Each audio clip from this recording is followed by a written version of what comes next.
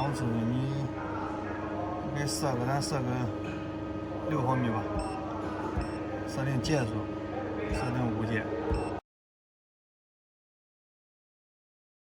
然后大行钩，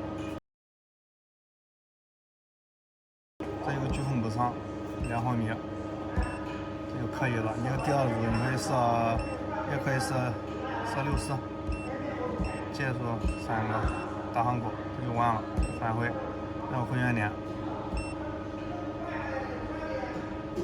得把这个打过来哈，打自动的时候给它背过来，这个是自。